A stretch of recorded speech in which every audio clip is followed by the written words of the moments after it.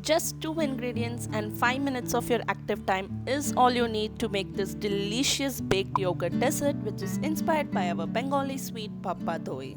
So in a mixing bowl, combine together Greek yogurt and condensed milk until smooth, creamy and luscious. If you do not have Greek yogurt handy, you can simply pass your regular yogurt through a muslin cloth and hang it for a couple of hours and then use this hung curd in the recipe. Well, that's all you have to do. Once it is all combined, divide it equally between 5 ramekins.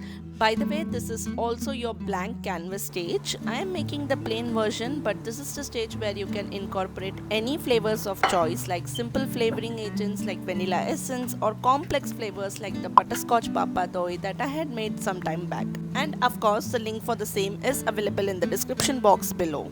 So do check it out if that interests you. Now that is equally divided, simply smoothen the top using an offset spatula and then wrap it tightly with an aluminium foil.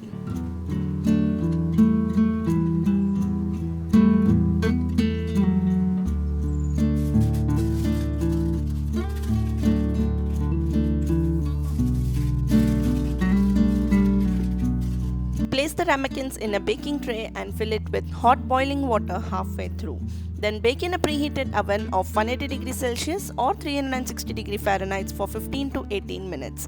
Once the bake time is over, switch off the oven and let the ramekins sit in the oven for another 10 minutes before taking it out. You can also bake the same in an air fryer, which I thought was just the perfect option if you are baking a very small batch. The method remains the same: preheat to 180°C for 5 minutes, then fill a baking tray with boiling water and place the ramekins in it. Bake at 180°C for just 10 minutes and then take it out immediately once done.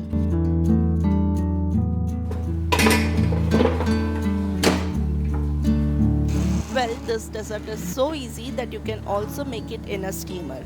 I am using instant pot pressure cook method, but you can do the same in an idli cooker or any steamer for that matter. Add a cup of hot water to the base of the pot, place a trivet followed by the ramekin.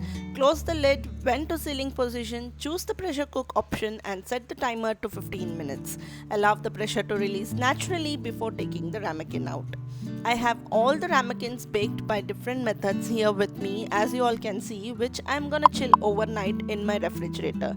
As you can see, if you forget to wrap the ramekins well, it might change its color, which is okay, does not affect the taste, but definitely the color of your dessert would be changed. Let me be honest, I'll be biased here and state that even though all the 3 methods yielded beautifully baked dessert, I simply love the air fryer one. This one was just so perfect, so creamy and luscious.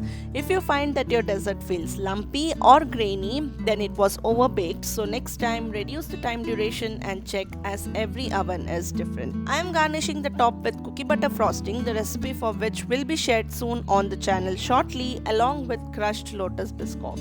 You can choose to simply add some crushed nuts if that is what you prefer, or click the link in the description box below to find many other garnishing ideas. And that's it for this one. I hope you guys enjoyed this simple yet beautiful dessert. I'll see you soon in my next one. Until then, this is Sushma signing off. Take care. Bye bye.